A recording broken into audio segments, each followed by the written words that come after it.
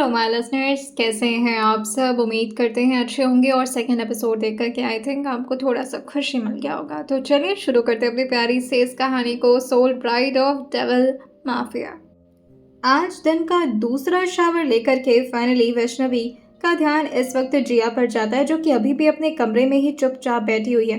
क्या वो दिन भर बाहर नहीं निकलने वाली? वैसे तो वैष्णवी को दोपहर का खाना भी प्रिपेयर करना था, क्योंकि लंच का टाइमिंग था।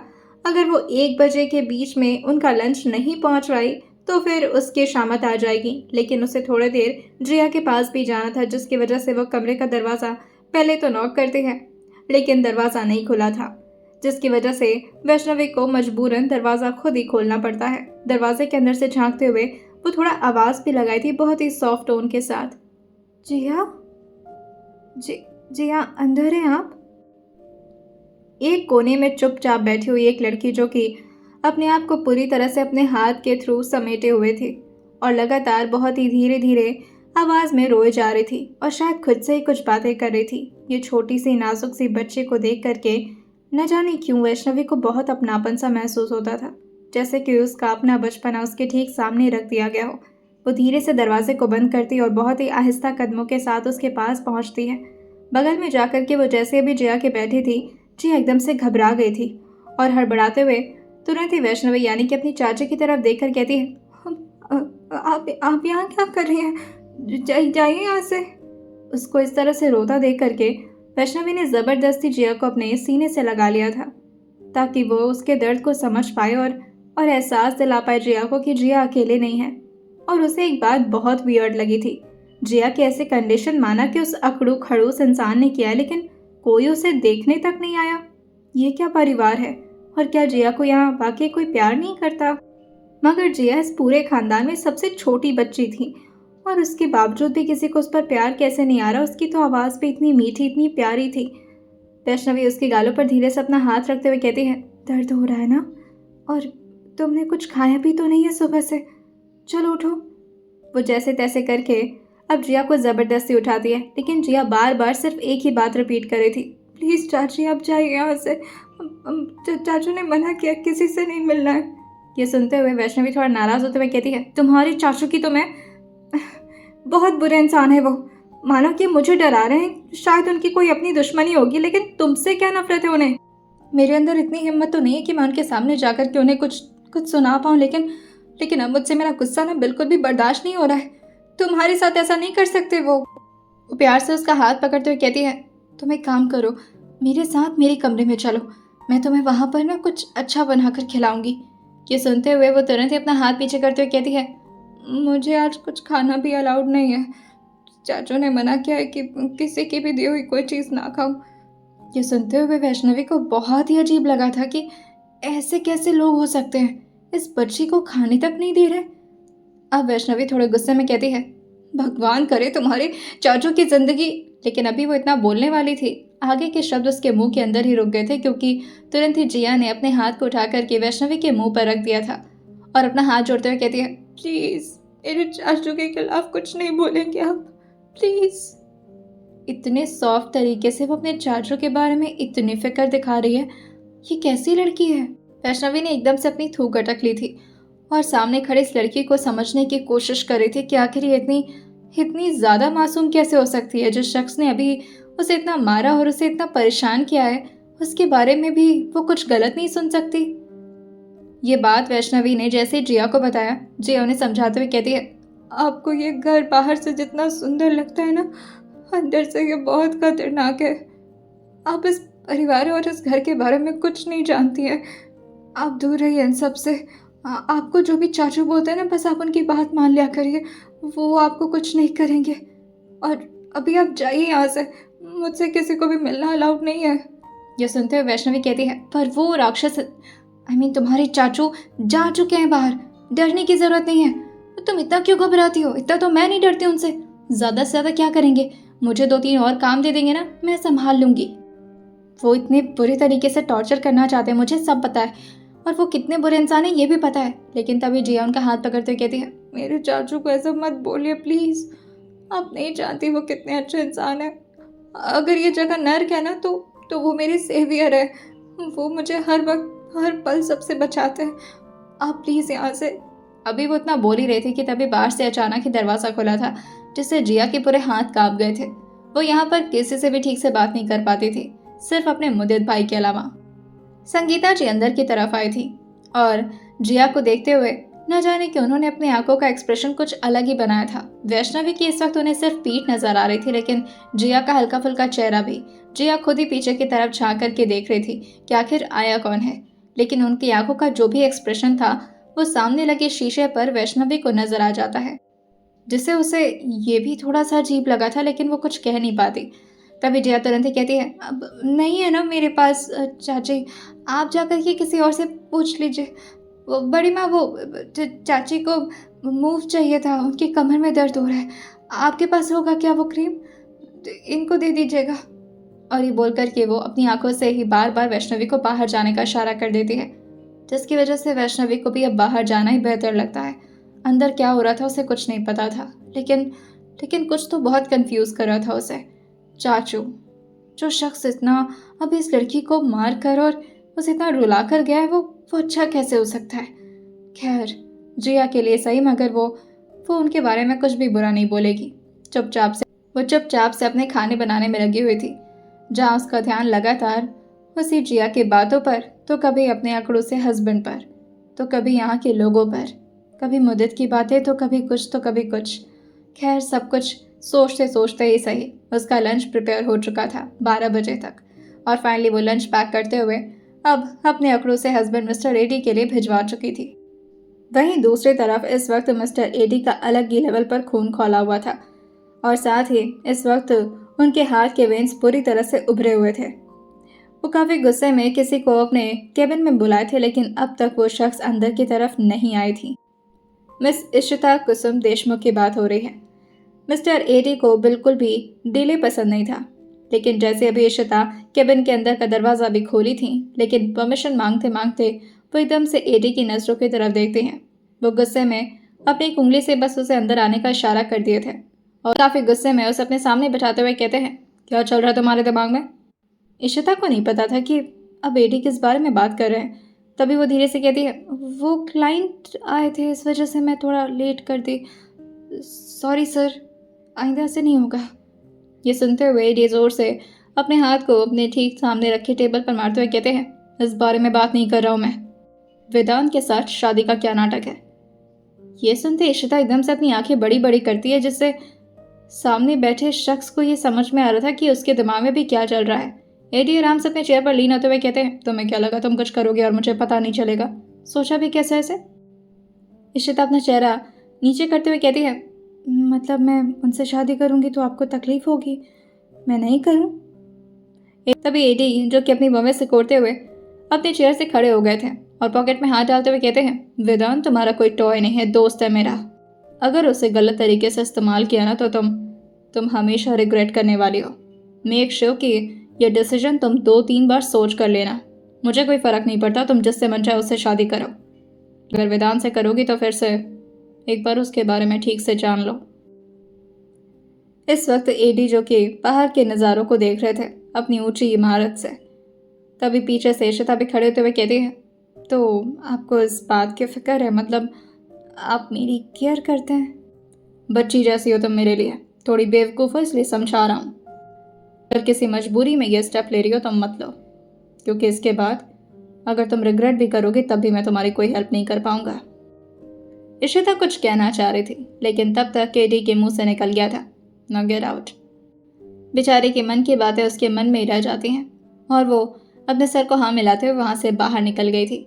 लेकिन बाहर निकलते निकलते वो देखती है कि इस वक्त उन्हीं के कैबिन में कोई बड़ा सा लंच बॉक्स लेकर आ रहा है, और ये इशिता के लिए ये थोड़ा शॉकिंग था कि घर से, वो भी मिस्टर एडी के लिए, कोई लंच लेकर आ रहा है। तभी उनको रोकते हुए कहती है, ये क्या, और आपको पता नहीं कि वो घर का खाना नहीं खाते? लेकिन तभी वो आदमी, जो धीरे से कहता है, पता तो है मैडम, पर आजकल सर मैडम से खाना मंगवाते हैं और मैडम घर से बना कर देती हैं।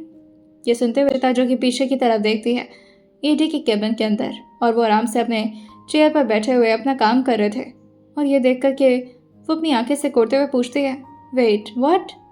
मतलब तुम ये कह रहे हो कि घर से कोई मैडम? कौन सी मैडम? इशिता तक को एडी की शादी की भनक नहीं लगी थी। ऐसे सीक्रेट इंसान थे वो। इशिता एकदम से ये सुनकर के अपने सर को अपने हाथ से रब करते हुए कहती है, ओह माय गॉड, मतलब इनकी शादी भी हो गई और मुझे पता। ये मुझे अपना बहन कहते हैं और इसके बारे में मुझे एक बार भी बताया तक नहीं।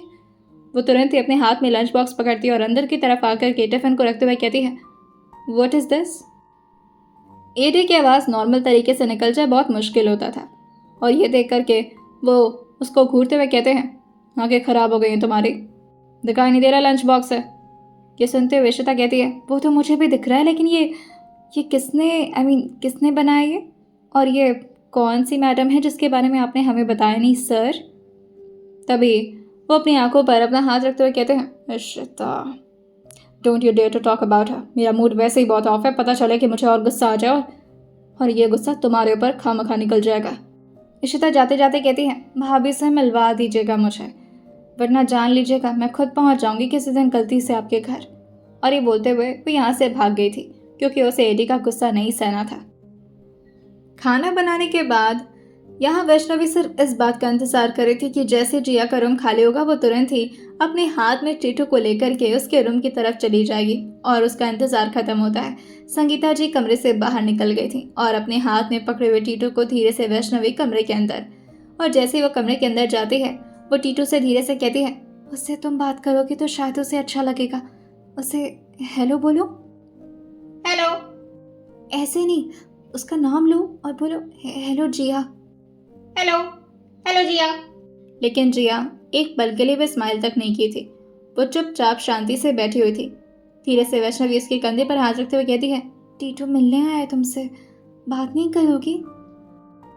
तब एकदम से जिया जैसे कि किसी और ही दुनिया में खोई हुई थी, वो अपने इस दुनिया में वापस आते हुए कहती है, आप फिर से आ गए। और तभी वो देखते हैं कि वैष्णवी के हाथ में तो इस वक्त प्यारा सा ये तोता है, और टीटू को देख करके वो हल्का स्माइल करते हुए कहती है, तुम कब आए और तुम। तभी टीटू उसकी आंखों में इस तरह से आंसू देख करके इस वक्त वैष्णवी जी की तरफ देख रहा था कि अब वो इसके लिए क्या बोले, क्योंकि उसे इंसानी भाषा को रिपीट करना आता था, खुद से इतना बातें करना नहीं जानता था वो। वैष्णवी हंसते हुए कहती है, वो रो रही है ना, तो तुम उससे बोलो कि ना रोए, ना रोए, ना रोए। जिया उसको प्यार से अपने सीने से लगाते हुए कहती है, बहुत रोना आ रहा है टीटू, तुम यहाँ से जाओ, वरना पता चले मेरे आंसू से तुम बुरी तरह से नहा लोगे।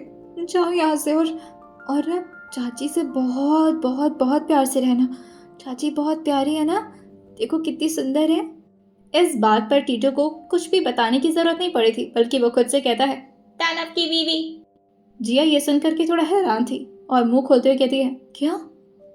इस बात पर वैष्णवी अपने सर पर अपना हाथ रखते हुए कहती है, ये ना टीटू के बच्चे, मेरे को तुम मरवाएगा किसी दिन। तुम ना इस बारे में किसी को नहीं बताओगे, बोला था मैंने, प्रॉमिस लिया था ना तुमसे। कम से कम 10 मिनट के लिए सही, जिया के चेहरे पर पूरे दिन में एक पल के लिए कम से कम स्माइल तो आई थी। टीटू के साथ उसे अच्छा लग रहा था। और फाइनली थोड़ी देर बाद वो खुद ही वैष्णवी से कहती है, चाची अब आप चाहिए, इससे पहले कि कोई आ जाए और आपको देख ले मेरे साथ, चाहिए यहाँ से। वैष्णवी जो पूछना चाह रही थी, बड़ी माँ किस लिए आई थी तुम्हारे पास, कुछ बात करनी थी उन्हें।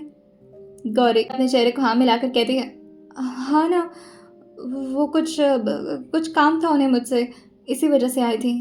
आप जाइए, मुझे पढ़ाई करनी है, चाचू को पता चल जाएगा तो। तभी वैष्णवी कहती है, मैं थोड़ी देर में आपके लिए कुछ ना कुछ खाने पीने के लिए लेकर आती हूँ, आप परेशान मत होइए, पढ़ाई करिए, और बाकी आप चाचू की टेंशन मत लीजिए, क्या होगा, ज़्यादा से ज़्यादा मुझे 1-2 और पनिशमेंट ही तो देंगे, सह लूँगी मैं।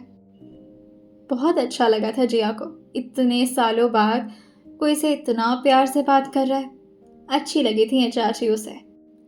फाइनली अब मैडम जी आकर के अपने कमरे में अपने बाथरूम के पास बैठ चुकी थी और टीटू को भी अपने ठीक बगल के एक स्टूल पर बैठा दो, कहती हैं, तुम मुझे बैठ करके यहाँ एंटरटेन करोगे, अकेली नहीं धुलूंगी इतने सारे कपड़े में, तुम्हें साथ देना पड़ेगा, तुम्हारी वजह से करना पड़ रहा है सब कुछ। और वो एक एक करके उनके कपड़े को धुलते जा रही थी, लेकिन धुलते धुलते एक वाइट शर्ट उसे नजर आया था, जो कि ऐसा लग रहा था कि हाँ वो एक बार पहना हुआ है, लेकिन उस पर एक ब्लड का स्टेन था, लेकिन उसे वो लगता है कि होगा कुछ कलर जैसा। लेकिन दूसरे वाइट शर्ट पर भी बिल्कुल वैसा ही निशान था, लेकिन ये धब्बा थोड़ा ज़्यादा बड़ा था। ये ब्लड है ना, पर ये खून का धब्बा वैसे हर। तभी वो ध्यान से लाइट में देखी थी तो उनका वाइट ब्लैक शर्ट, क्योंकि इसके अलावा तो और कोई कलर उन्हें जैसे पसंद ही ना हो। जैसे उनकी जिंदगी वाइट ब्लैक थी, बिल्कुल उसी तरह से उनके कपड़ों की पसंद बन चुकी थी। ब्लैक कपड़ों पर भी इसी तरह से कुछ ब्लड के धब्बे थे, और जितने भी पहने हुए शर्ट थे सब में ये चीज़ सिमिलर था। ये देखते हुए उसका दिल हल्का हल्का कांपना शुरू कर दिया था। थोड़ी हार्ट बीट तेज हो चुकी थी और साथ ही घबराहट भी बढ़ चुकी थी। और फिर वो एकदम से अपना हाथ धुल करके बाहर आती और खिड़की को तुरंत ही खोल दी थी। थोड़ा देर खिड़की के पास और फिर उसके बाद बालकनी के पास जाकर के खड़ी हो जाती है और ज़ोर ज़ोर से सांसें लेते हुए कहती है, नहीं नहीं नहीं नहीं, इतने बुरे परिवार में थोड़ी ना शादी करने देंगे महादेव मेरे। नहीं, ऐसा नहीं हो सकता उन्हें कोई चोट लगी हो। पर हर बार अलग अलग जगह पर चोट कैसे लग सकती है, और ऐसा कौन सा काम करते हैं ये। मुझे तो इनके बारे में कुछ पता भी नहीं है, बस सबसे ये सुनी हूँ कि बहुत खतरनाक है, खून उन तो नहीं करते किसी का। तभी टीटू उसके पास उड़ करके आया था। उसके पंख अब थोड़े बहुत ठीक हो चुके थे और उसके ठीक अब कंधे पर आकर के बैठते हुए उसके चेहरे को टुकुर टुकुर देख रहा था, अपने मुंडी को इधर उधर हिलाते हुए।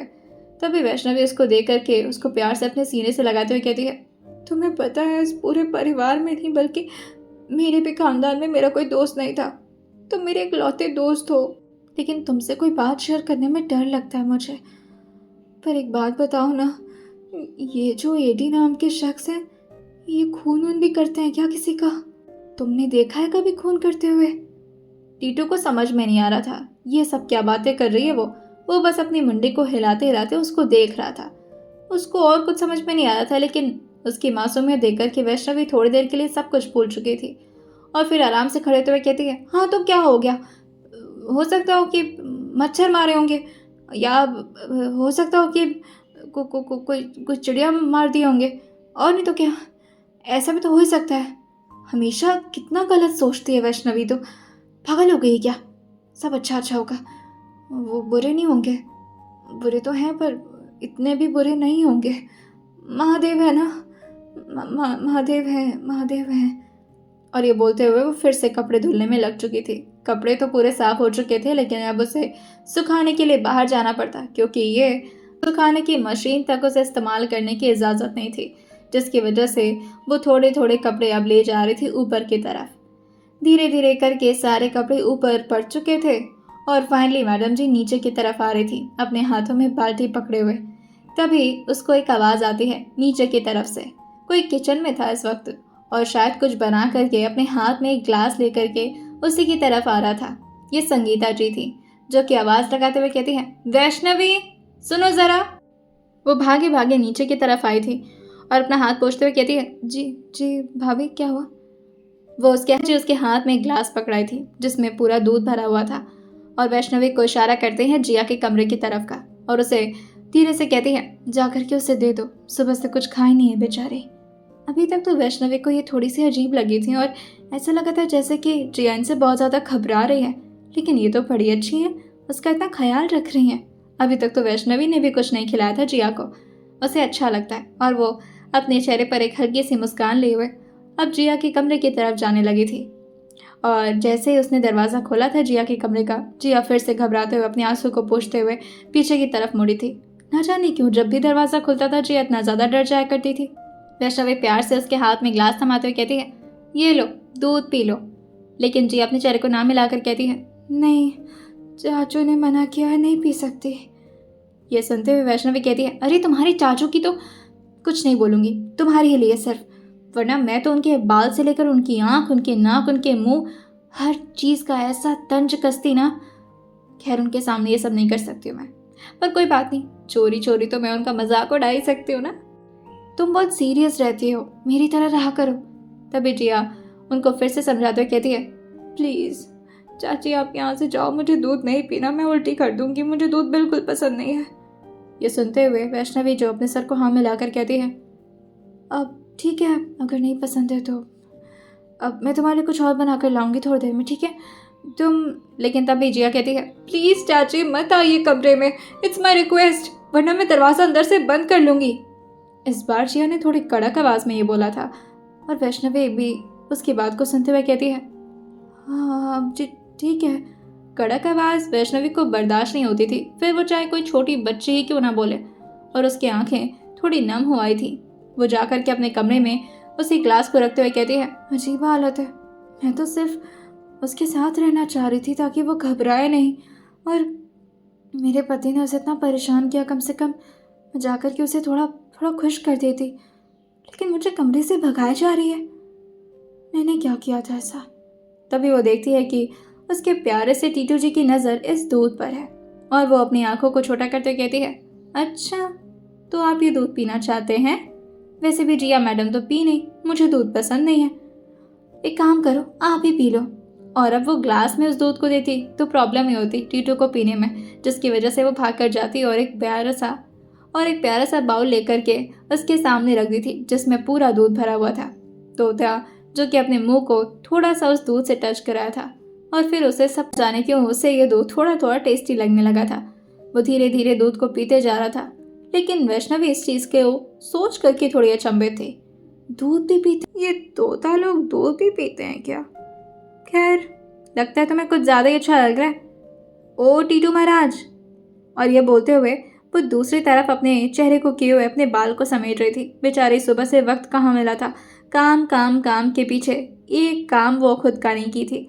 ना अपने चेहरे पर कोई क्रीम लगाना, ना अपने हाथों पैरों में कोई मॉइस्चराइज़र, और ना ही अपने बालों को कॉम्ब करना। तभी वो पीछे की तरफ घूर करके देखते हुए कहती है, तुम कुछ बोल क्यों नहीं रहे? भले ही तो किसी इंसान का डायरेक्टली इंसानी भाषा में जवाब न दे सके, मगर वो अपने टैं हमेशा करता रहता था। लेकिन अभी उसे इतना शांत सुन करके वैष्णवी जैसे ही पीछे की तरफ मुड़ी थी, वो देखती है कि ये महाराज जी तो सोने लगे। वो तुरंत ही उस प्यारे से टीटू को अपने हाथ में उठाते हुए कहती है, ओ टीटू के बच्चे, इतना क्यों खा लिए? इतना आलस आ रहा है क्या तुम्हें? ओए। लेकिन अब वो थोड़ा थोड़ा सीरियस होने लगी थी, क्योंकि इस तरह से लगभग 2 मिनट हो गए थे और ये टीटू का बच्चा जो कि उठने का नाम ही नहीं ले रहा है। उसका दिल हल्का हल्का घबराने लगा था, और फिर उसके चोट को हल्का हल्का दबाते हुए कहती है, ओ टीटू के बच्चे, अरे उठ जाओ यार, क्यों डरा रहे हो मुझे? देखो, मैंने आज ही कहा था ना कि तुम मेरे अच्छे दोस्त हो, ऐसे परेशान करोगे मुझे?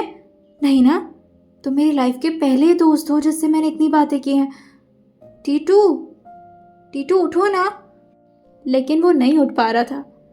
अब जाकर के वैष्णवी का दिल जो कि ज़ोर ज़ोर से धक धक कर रहा था, और साथ ही वो बार बार कुछ गलत सोचने से डर रही थी। वो प्यार से उसे अपने बेड पर ले जा करके, यानी कि मिस्टर एटी के बेड पर ले जा करके लेटा चुकी थी, और घबराते हुए अपने माथे को इधर उधर रब करते हुए सोच रही थी, महादेव क्या करूं, क्या करूं, क्या करूं? जिया, जिया। और वो जल्दी से जाती है जिया के कमरे में। लेकिन अब जिया बहुत ज़्यादा गुस्से में थी, जिसकी वजह से वो भी वैष्णवी को बुरी तरह से सुनाना शुरू कर दी थी। आपको कितनी बार मना करूं चाची, आपको समझ में? लेकिन उसको इस तरह से रोता देख करके जिया भी थोड़ा घबरा जाती है, और वैष्णवी जी के सामने आते हुए कहती है, क्या हुआ? आप रो क्यों रही हैं? मेरी बात बुरी लग गई? लेकिन वो घबराते हुए कहती है, फ़ोन चाहिए मुझे, हम चाचू को फ़ोन करिए अपने। उसको इतना घबराया हुआ देख करके जिया का भी दिमाग काम नहीं करता, और वो बिना कोई सवाल किए तुरंत ही अपने चाचू को फ़ोन मिला चुकी थी। वैसे तो इस बात का भी उसे बहुत खौफ था, क्योंकि वो कभी भी अपने हाथों से हिम्मत नहीं कर पाती थी कि वो अपने चाचू को कॉल कर सके, जिसकी वजह से वो तुरंत ही फ़ोन को वैष्णवी जी के हाथ में थमा दी थी। वैष्णवी जी भी तुरंत अपने कमरे में भाग कर आ चुकी थी। जिया को तो अपने कमरे से बाहर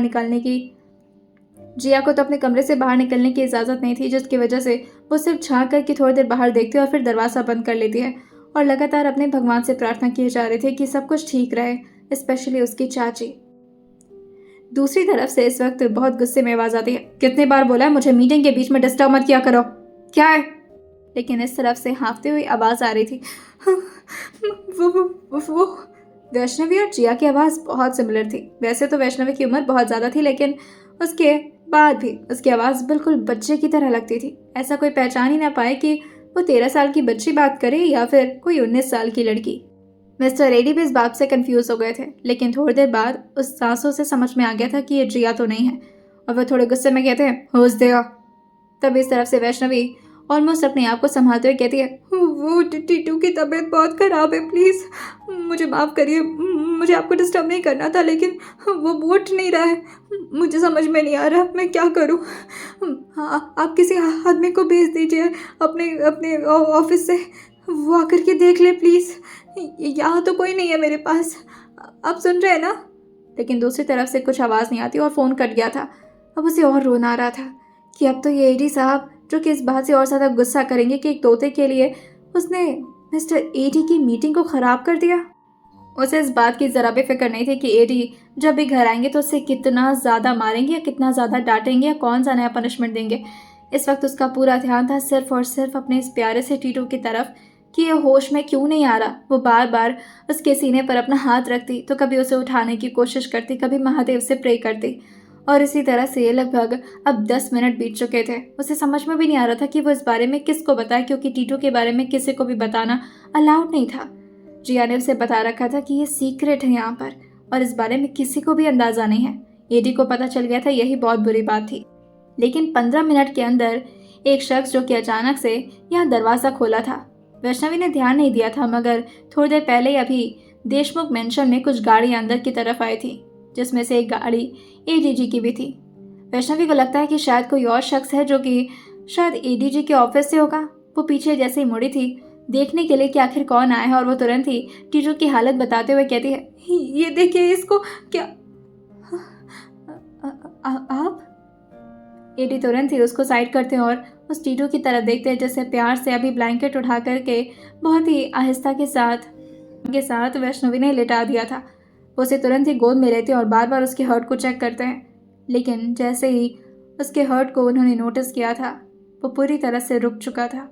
वैष्णवी तो एक तरफ रोए जा रही थी, लेकिन वो बहुत ज़्यादा शॉक्ड थी कि इस वक्त तो यहाँ सामने खड़े इस अकड़ू से और ये क्या क्या बोलती थी, दानव, अजीब से राक्षस जैसे इंसान जिसके शायद दिल में कोई जगह ही नहीं है किसी के लिए।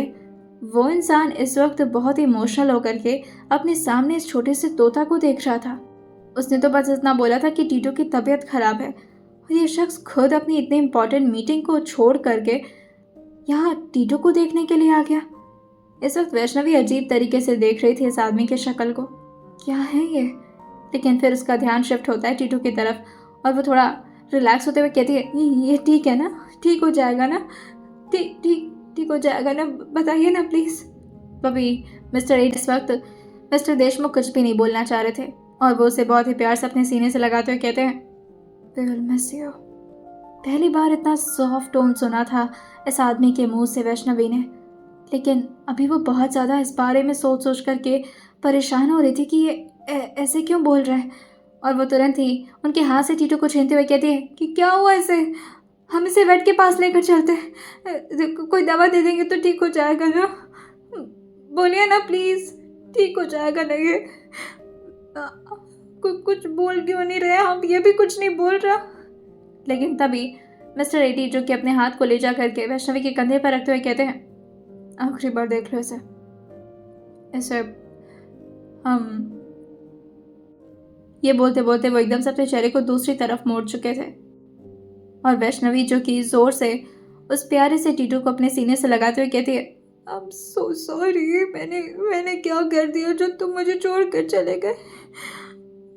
मेरे साथ ऐसा क्यों होता है, तुम तो अभी अभी दोस्त बने थे ना मेरे, तुम उठ क्यों नहीं सकते, उठो ना प्लीज़। लेकिन टीटू नहीं उठता क्योंकि वो भी उठने की हालत में नहीं था और वो शायद के लिए वैष्णवी को छोड़कर जा चुका था। लेकिन तभी अचानक से मिस्टर देशमुख की आंखों में अजीब सा गुस्सा तैर गया था और वो पीछे मुड़ते हुए कहते हैं, क्या खिलाया था इसे। इस बात को सुनकर के वो एकदम से पीछे होते हुए कहती है, मैंने तो कुछ नहीं खिलाया वो। लेकिन तब भी मिस्टर एडी को विश्वास नहीं होता। अब अपने चेहरे को ना मिलाकर कहते हैं, ही वॉज हेल्दी। और तुम्हें क्या लगता है मेरे घर में कोई चीज़ रहे और मैं उसका ध्यान ना दूँ? He was healthy. तुमने कुछ ना कुछ तो ज़रूर खिलाया होगा इसे, कहीं तुमने तो नहीं। लेकिन ये सुनते वैष्णवी अपने चेहरे को जल्दी जल्दी ना मिलाकर कहती है, नहीं ये मेरा इकलौता दोस्त था, मैंने इसे कुछ नहीं किया, मैं सच में ऐसे कुछ। लेकिन तभी वो अपना हाथ दिखाते कहते हैं, मुझे एक्सप्लेन करने की ज़रूरत नहीं है, तुम ये बताओ किसने लास्ट टाइम खाया क्या था। तभी उसका ध्यान जाता है दूध पर जो कि अभी भी कटोरे में रखा हुआ है और जैसे उसे एक मक्खी टेस्ट करने आई थी वो भी उस दूध में पूरी तरह से तैर गई थी। और ये देखते ही वो एकदम से शॉक में पड़ जाती है कि ये दूध तो, और ये बोलते बोलते वो एकदम से रुक गई थी और मिस्टर एडी यानी कि उनकी तरफ देखते हुए कहती है, दूध, इसने दूध पिया था, वो वो संगीत, वो बड़ी भाभी ने दूध दिया था जिया को, तो उसने नहीं पिया तो मैंने यहाँ ले आकर रख दिया। इसे पीना था तो मैंने इसे दे दिया।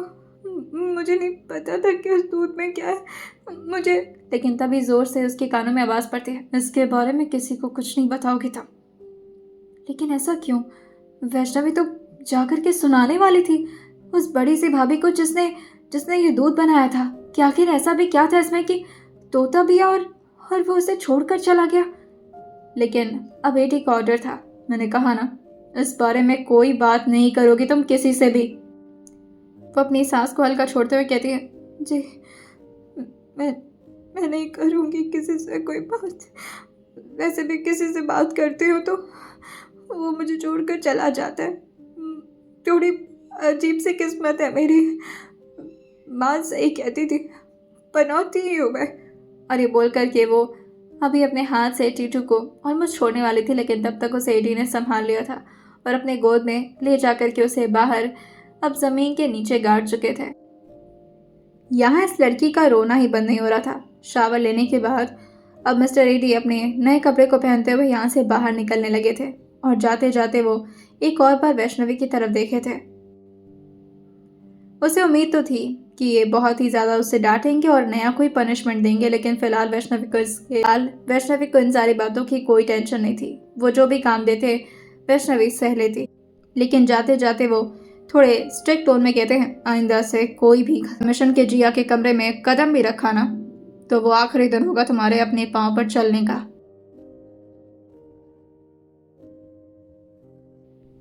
वैष्णवी शांति से अपने चेहरे को हाँ मिला करके उनके जवाब में बस उतना ही कहती है, जी मैं नहीं जाऊंगी अब।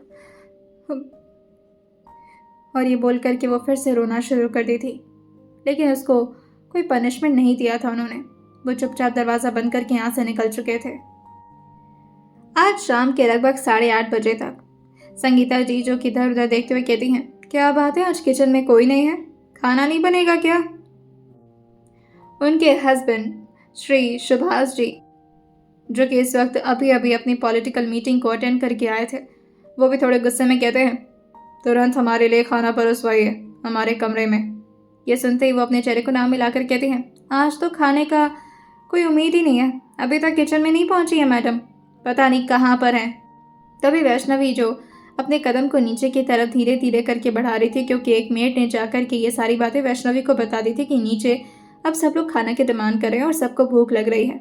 वो जल्दी जल्दी नीचे की तरफ तो आ रही थी खाना बनाने के लिए, लेकिन तब तक वो 2 कदमों की आवाज़ फिर से उसके कानों में पड़ती है, जो कदम हमेशा उसे अंदर तक पूरी तरह से डरा दिया करते थे। Mister Eddie. और आज मिस्टर एडी अकेले नहीं आए थे, बल्कि उनके साथ उनका कोई एक असिस्टेंट जैसा नजर आ रहा था, जो उनके पीछे पीछे अपने हाथ में कुछ फाइल्स को लेकर के जा रहा था। और जैसे ही ये दोनों लोग यहाँ अंदर की तरफ आए थे, जितने भी यहाँ परिवार के लोग थे सब के सब इधर उधर जाने लगे थे, यानी कि श्री सुभाष जी भी और उसके साथ ही संगीता जी भी। लेकिन तब तक वो सबको रोकते हुए कहते हैं, आज कोई डिनर नहीं करेगा। और वैष्णवी जो अभी तक तो किचन में जा रही थी, वो उसे भी रोकते हुए कहते हैं, खाना नहीं बनाओगी तुम, हमारे फैमिली मेम्बर में किसी की डेथ हुई है। ये सुनती संगीता जी कहती हैं, किसकी डेथ हुई है? हमें तो नहीं पता चला, कौन मर गया? उनके इस एक्टिंग को बिल्कुल भी बर्दाश्त करने के मूड में नहीं थे अभी मिस्टर एडी, और वो सीढ़ियों से ऊपर की तरफ जाते हुए कहते हैं, जिसकी वो है वो मेरे लिए बहुत क्लोज था, कम से कम एक वक्त के लिए तो फास्ट रख ही सकते हैं उसके लिए। और ये बोलकर कि वो स्टडी में जा चुके थे, और वैष्णवी भी इस वक्त चुपचाप अपने कमरे में सिर्फ रोना चाह रही थी, क्योंकि उसके लाइफ में जितने भी अच्छे लोग आते हमेशा वो उससे दूर क्यों जाते। एक जिया और दूसरा टिटू, शायद यही 2 शख्सियत थे जो उसके लिए वाकई ही बहुत अच्छे थे, और इतना प्यार से वो बातें भी करती थी टिटू से, जिया के साथ भी घुल मिल रही थी। लेकिन अब तो जिया के कमरे में भी उसे जाना अलाउड नहीं था, और टिटू तो उससे बहुत दूर जा चुका था। लेकिन कमरे में जाते जाते उसकी नज़र पड़ती है यहाँ मिस्टर एडी की तरफ, जो कि अभी अपने कमरे के काउंटर से एक फ़ाइल लेने के लिए आए थे। वो कुछ डॉक्यूमेंट्स पढ़ रहे थे, और तब तक जैसे शीशे से वो अभी अपने हस्बैंड यानी कि इस अड़ियल से हस्बैंड को देखती है, अचानक से जिया की बातें उसके कानों में दोबारा से गूंजना शुरू हो गई थी। अगर ये नर्क है ना, तो मेरे चाचू सेवियर है, भगवान है वो मेरे लिए। आपको नहीं पता इस परिवार के बारे में। क्या मतलब है? वो दूध, और इन्होंने ही मना किया था ना कि जिया कुछ भी ना खाए। कहीं इन्हें पहले से ही तो अंदाज़ा नहीं था? नहीं नहीं, ये कोई भगवान थोड़ी ना है। लेकिन अभी वो उन्हें मिरर से लगातार देख ही रही थी और फिर अपनी नज़रों को उनके ऊपर गड़ाई थी, मगर ध्यान उसका नहीं था कि वो अभी किसको देख रही है। पीछे से आ रहे मिस्टर रेड्डी, जो कि जैसे ही देखते हैं कि वो उन्हीं लगातार घूरे जा रही है, वो उसके कंधे से पकड़ते हुए उसे अपनी तरफ घुमाते हुए कहते हैं, क्या है? जोर जोर से सांसें भरते हुए कहती है, सेवियर, भगवान, भगवान है आप। तभी एडी उसको छोड़ते हुए कहते हैं, पागल हो गई हो तुम, चुपचाप से जाकर सो जाओ। लेकिन ये सुनकर के एक और बार उसे शौक लगा था और वो धीरे से पूछती है, सो जाऊं? पर मैं कैसे सो सकती हूँ, मुझे तो सफाई कर। ये सुनते वो पीछे मुड़ते हुए कहते हैं, सफाई कल करना, आज सो जाओ, तुम्हारी शक्ल देखी नहीं जा रही है मुझे, और कुछ और कर सोना, और हाँ, बेड पर तो आना भी मत मेरे। ये सुनते ही वो अपने चेहरे को हाँ मिलाते कहती है, जी। और वो चुपचाप नीचे बिछे कारपेट पर सो गई थी। वो कारपेट इतना ज़्यादा सॉफ्ट था कि बेड पर जाने की क्या ही ज़रूरत थी उसे। पहले भी बहुत ज़मीन पर सोई थी, वो भी नंगे फर्श पर। ये तो फिर भी खूबसूरत सा प्यारा सा कारपेट है। आइए जानते हैं आने वाले एपिसोड में क्या होने वाला है, और सुनते रहिए Soul Bride of Devil Mafia सिर्फ और सिर्फ स्टोरी विद सौम्या के साथ।